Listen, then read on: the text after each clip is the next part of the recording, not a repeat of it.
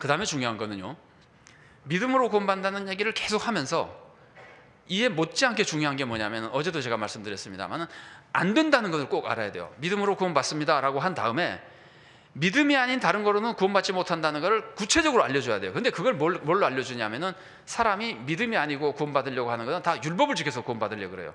그러니까 바울은 율법을 지켜서는 절대 구원 못 받는다고 가르치는 거예요. 여러분, 율법으로 구원받으려면요, 율법이 이제 예를 들어서 율법은 뭐 수없이 많이 있습니다. 그런데 율법이 예를 들어서 100개가 있다 그럽시다. 그러면 율법을 지켜서 구원받으려면은 100개 중에 99개 지키면은 구원받을 수 있습니까? 100개를 다 지켜야 돼요. 그럼 100개를 다 지키는데 평생 하나라도 어기면 구원받을 수 있습니까?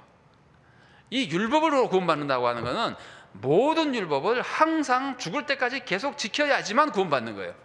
이게 불가능하다는 거예요. 사람이 절대 못한다는 거예요. 그런데 겉으로는 자기가 율법을 해석해 놓고, 살인하지 말라, 나 살인 안 했지, 나 죽을 때까지 살인 한 번도 안 했지, 율법 지켰네. 그러면 하나님은 뭐라 그러시냐면은, 나는 내 마음을 보는데, 내 마음은 남을 죽이고 싶은 마음이 여러 번 있었는데, 그러면 살인이라는 거예요. 예수님이 가르쳐 주셨잖아요. 이 구약의 가르침을 예수님이 십계명을 완성시켜서 알려준 게 산상설교거든요. 살인하지 말라 그랬지만 이웃에게 분노하는 자마다 살인하는 자와 같다 그러잖아요. 요한일서로 가보면 미워하는 자도 살인과 같고. 그러니까 율법은 우리가 절대로 지킬 수가 없습니다. 그래서 사도 바울은 믿음으로 구원받는다는 것만이 아니라 율법으로는 구원받지 못한다는 걸 그렇게 강조해서 가르치는 겁니다. 절대로 율법으로는 구원받지 못한다. 왜냐하면 율법을 지키지를 못하니까. 또 기억해야 될 것이 뭐냐면은, 율법을 어긴 거는요, 율법을 잘 지키는 것으로 보상할 수가 없어요. 예를 들어서 내가 거짓말을 한번 했잖아요. 거짓말을 한번 했으면은 이 거짓말한 죄는 내가 다른 데 가서 정직하게 수십 년을 정직하게 살면은 보상이 되느냐면은 안 된다는 거예요. 우리의 한 번 지은 죄는 우리의 무슨 선행으로도 보상이 안 돼요. 이 죄를 없애는 건 오직 예수님의 십자가뿐이에요. 그러니까 내가 선행한 것만 보면은 뭐 될 것 같아도 죄 지은 걸 보면은 절대로 안 되는 거예요. 그러니까 율법으로는 구원받지 못한다는 겁니다. 다 지킬 수도 없지만 혹시 선행이 있어도 그걸 지울 수가 없는 거예요. 그리고 바울이 가르쳐 주는 겁니다. 구약도 이 아브라함만이 아니라 구약이 전체가 의인은 믿음으로 산다는 걸 알려주지 않느냐. 우리가 잘 아는 하박국 2장 4절입니다. 하박국 2장 4절을 한번 같이 읽어보겠습니다. 같이 읽겠습니다. 마음이 한껏 부푼 교만한 자를 보아라. 그는 정직하지 못하다. 그러나 의인은 믿음으로 산다. 이건 아브라함 때가 아니라 한참 후대 사람인 하박국이 의인은 믿음으로 산다잖아요. 거꾸로 말하면 믿음으로 의로워진 사람만 산다는 거 아니에요. 그래서 믿음으로 구원받는 것이 이 구약 전체가 가르쳐주는, 구약을 흐르고 있는 핵심인 겁니다. 그래서 이 율법주의와 복음주의를 우리가 좀 구별할 필요가 있는데, 율법주의는요, 절대로 율법주의를 오해하시면 안 되는 게, 율법주의는 율법을 지키라 그러면 율법주의가 아니에요. 예를 들어서 목사님이 설교하실 때, 여러분 죄 지으면 안 됩니다, 거짓말하면 안 되고 도둑질하면 안 되고, 이런 거를 막 여러 가지 예를 들어서 현실에 적용하면서 설교하시잖아요. 그럼 올바르게 살라는 설교를 하잖아요. 올바르게 살라는 설교를 한 게 율법적인 설교가 아니에요. 성도님들이 그런 사람이 있어요. 올바르게 살라는 말씀을 많이 하고 죄 짓지 말라는 말씀을 많이 하고, 그러면은 우리 목사님은 율법적인 설교를 한다 그러는데, 그건 율법적인 설교가 아니에요. 은혜 안에 들어있는 거예요. 율법주의는 율법을 지키라고 하는 게 율법주의가 아닙니다. 율법주의는 내 마음 가짐이 내가 율법을 지킨 나의 공로로 구원을 받으려고 하는 게 율법주의입니다. 율법을 지키는 건, 여러분 세상의 율법을 가장 강력하게 가르쳐주는 분이 누구였을까요? 여러분이 아시는 대로 그분이 가르쳐준 건 죽어도 못하지. 그게 누구죠? 여러분 산상설교 읽어보면 기가 막히지 않아요? 아까도 제가 말씀드렸지만 살인하지 말라, 옛사람은 그랬지만 나는 너에게 이르노니, 형제에게 화내는 자마다, 분노하는 자마다 살인한 자요, 뭐 미련한 놈이라 하는 자, 라가라 하는 자 다 살인한 자라 같다 그러죠. 그 다음에 마음에 음욕을 품고 여인을 보면 간음한 자라 그러죠. 맹세 같은 거 하는 사람 다 거짓말하는 사람이라 그러죠. 이렇게 예수님이 어마어마하게 가르치거든요. 그냥 사실은 율법 중에 가장 강력하게 율법을 가르쳐준 분은 예수님입니다. 예수님은 율법을 완성하신 분이니까.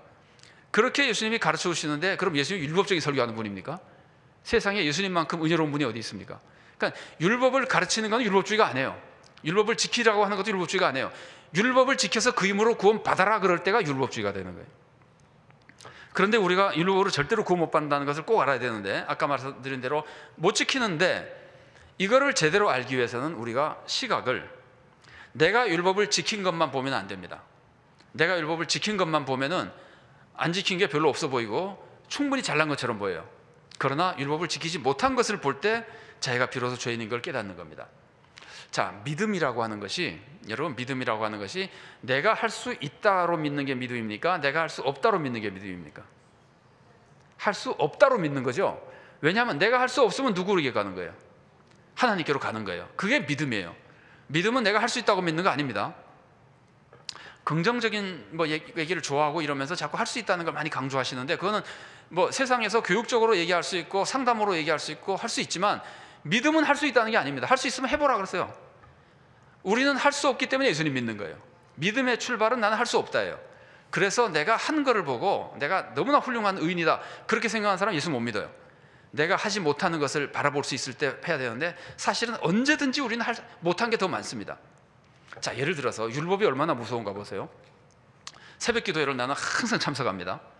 그래서 나는 새벽 기도회를 너무 잘 나왔기 때문에 나는 흠이 없고 정말 구원받을 것이다. 그러면 율법은 뭐라 그러냐면은, 너 새벽 기도 잘 나왔다고? 한 번도 빠진 적 없어? 그래, 진짜로 한 번도 안 빠졌어. 이 사람이 나 한 번도 진짜로 안 빠졌어. 율법이 뭐라 그러는지 아세요? 그러면 지각한 적도 없어? 좀 빨리 나간 적도 없어? 그럼 대부분 사람들이 다 걸려요. 다 걸리는데 그래도 안 걸린 사람이 있다 그럽시다. 나는 한 번도 지각 결석도 안 하고 한 번도 새벽 기도 빠진 적이 없다. 그러면 율법이 뭐라 그러는지 아세요? 너 그럼 새벽 기도 했다 딴 생각은 안 해봤어? 율법은 당해낼 수가 없어요. 율법이 우리들에게 흠을 잡으려면 끝없이 잡을 수 있어요. 그러니까 율법을 우리가 지켰다고 할 때 내가 지킨 걸 보지 않고 못 지킨 걸 봐야 돼요. 그래야 비로소 나 자신의 내 힘으로 구원받는 걸 포기하고 예수님을 바라볼 수 있는 겁니다. 근데 내가 못한 거를 볼 때 시험에 들면 안 됩니다. 여러분, 내가 못한 것만 보면은요, 죄책감 때문에 좌절해버리게 돼요. 내가 못한 거를 볼 때 동시에 예수님을 꼭 봐야 돼요. 그래야 못한 것 속에서 좌절을 벗어나서 소망을 가지고 예수님을 믿을 수 있습니다. 그러니까 못한 것은 죄는 꼭 봐야 되지만, 그 다음에 예수님을 보지 않으면은 이 사람은, 그러니까 예수 믿는 사람이 못 돼 버립니다. 아주 좌절해버리고 교회도 안 나와버리고 그렇습니다. 제가 사실은 그걸로 고민하다가 스스로 목숨을 끊은 사람을 본 적이 있어요. 예수님을 믿는 사람인데, 제가 지도했던 청년부 청년이, 목사님 저하고 저 친구 좀 만나주세요 그러더라고요. 이 사람은 우리 교회 교인이 아니에요. 그런데 자기 친구인데, 후배인데 아무리 신앙생활을 잘하려고 해도 못하겠다는 거예요. 그러니까 나는 믿음도 없는 거 아니냐고 고민하고 있는 거예요, 이 사람이. 그러니까 청년이, 우리 교회 청년회장이 그렇게 도와도 안 되니까 목사님이라도 한번 데려다가 얘기해 주려고 한번 만나자 그러는 거를 시간 약속을 못 잡아가지고 몇 달이 지났어요. 그래서 어떻게 이제 기억이 나서 그 청년 어떻게 됐냐 그랬더니 이미 그 사이에 목숨을 끊어버린 거예요. 견디지를 못해서. 이게 다 사탄의 속임수입니다. 나는 정말 못합니다. 그런데 그럴 때마다 예수님을 보면은 용서와 새 힘을 또 얻는 거거든요. 근데 우리는, 제가 지금 여기서 강조하는 거는 못한 것도 안 보니까 문제라는 거예요. 못한 걸 보고 예수님을 봐야 되는데, 못한 걸 아예 안 본 사람은 율법주의에 빠지는 겁니다. 그 다음에 또 한 가지 조심해야 될 것은요, 남과 비교하면 안 됩니다. 남과 비교하면, 이 율법의 평가라고 하는 것은 절대평가예요. 상대평가가 아니에요. 남들이 새벽 기도에 한 달에 한 번 나오니까 나는, 한 주일에 한 번 나오니까 나는 훨씬 훌륭하다. 율법은 그런 거 안 봐줘요. 율법으로 구원받으려고 그러면 하나하나 조금도 부족함이 없어야 돼요. 그러니까 남과 비교하는 것이 사실은 우리가 실수해서 율법주의에 빠질 수 있는 큰 오해가 됩니다. 남과 비교하면 안 됩니다. 그리고 이제 바울이 가르쳐주는 겁니다. 그 3장에서 가르쳐주는 겁니다. 너는 율법을 지키지 못한 사람이고 남보다 더 잘 지킨 것 같아도 율법으로 다 흠이 있고 죄인이고, 그런데 예수님이 그 저주를 다 대신 받으셨다. 나무에 달려서 예수님이 죽으심으로써 우리의 죄를 다 씻어주시고 구원하셨다. 자, 갈라디아서에서 인용하고 있는 말씀인데 신명기의 말씀 보겠습니다. 신명기 21장 23절입니다. 자, 같이 한번 읽어보겠습니다. 그러나 당신들은 그 죽음을 나무에 매달아 둔 채로 밤을 지내지 말고 그날로 묻으십시오. 나무에 달린 사람은 하나님께 저주를 받은 사람이기 때문입니다. 당신들은 당신들의 하나님이 당신들에게 유산으로 준 땅을 더럽혀서는 안 됩니다. 여기서 지금 나무에 달린 자는 저주를 받았다 그러잖아요. 사도 바울이 이 말씀을 가지고 예수님이 나무에 달렸잖아요. 예수님이 저주를 받으셨는데 왜 저주를 받으셨느냐 하면 우리가 죄 때문에 받을 모든 저주를 대신 지고 받으셨다는 거예요.